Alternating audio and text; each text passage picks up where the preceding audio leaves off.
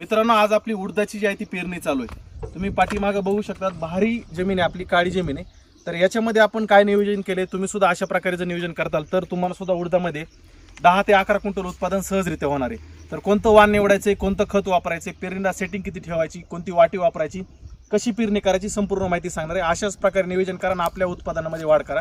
त्याआधी तुम्ही सर्वात आधी आपल्या ॲग्री सरकार चॅनलला सबस्क्राईब करून घ्या, तरच तुम्हाला माझे व्हिडिओ मिळून जातील। खाली सबस्क्राईब बटन आहे, ते सबस्क्राईब करून घ्या। नमस्कार मित्रांनो, मी ऋषी मोठे पाटील आणि तुम्ही पाहतात ॲग्री सरकार। तर सर्वात आधी बघूयात की आपण आता उडीद पेरणीसाठी आपण वाण कोणतं निवडले। तर आपण निवडले निर्मल कंपनीचं विश्वास हे वाण निवडले। साधारण ही 5 किलोची बॅग आहे, आपल्याला बसली 1390 रुपयाला 5 किलोची बॅग।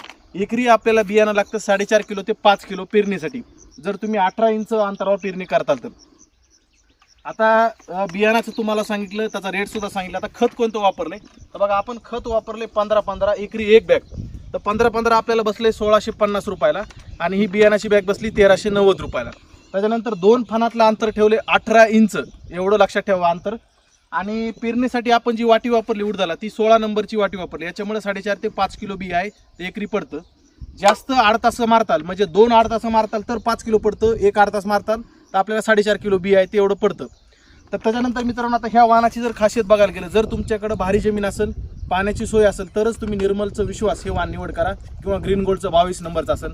आणि ज्यांच्याकडे पाण्याची सोय नाही, मध्यम जमीन आहे, लवकर येणारं वाण निवड करायचं, त्यांनी TAU1 ह्या वाणाची निवड करा। आपण दुसऱ्या प्लॉटमध्ये TAU1 ह्या वाणाची लागवड केली होती आणि आता ह्या भारी जमिनीमध्ये जे आहे ते निर्मलचं विश्वास ह्या वाणाची निवड केली। आता मित्रांनो, उडीदच ह्या वर्षी का निवड करा, बघा ह्या वर्षी पाऊस काळ कमी आणि उडदाचं हे जे पीक आहे साधारण जेमतेम 60 ते 70 दिवसामध्ये उडीद काढण्यास येतो। त्यामुळे तुम्ही ह्या वर्षी पाऊस काळ कमी असला तर त्यामुळे 2-4 एकर जर तुमच्याकडे क्षेत्र असेल, त्यामध्ये 1 एकर का होईना उडदाची लागवड ही करा। त्याच्यानंतर मित्रांनो, आपण साईडला जे आहे असे चाका जोडले, तर ह्या चाकामुळे काय होतं की पेरणीचे जे बी आहे हे असं एक समान खोलीला पडतं, कुठं कमी जास्त फण लागत नाही। चढ उतार जरी असला तरी ह्या चाकामुळे काय होतं, एक समान आपली उडदाची पेरणी होती, उगवण सुद्धा एक समान होती। अशा प्रकारे नियोजन करायचं। जास्त खोल बियाणं पेरू नका, जर भारी जमीन असेल।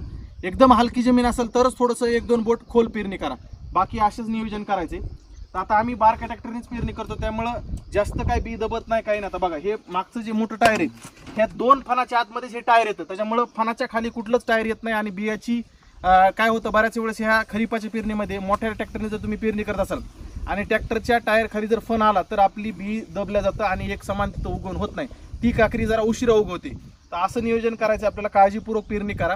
बाकी तुम्हाला बैलाने पेरणी करायची असेल त्या पद्धतीने तुम्ही नियोजन करू शकता। आता तुम्हाला मी पेरणी दाखवतो की आपण पेरणी कशी करतो ट्रॅक्टरच्या सहाय्याने।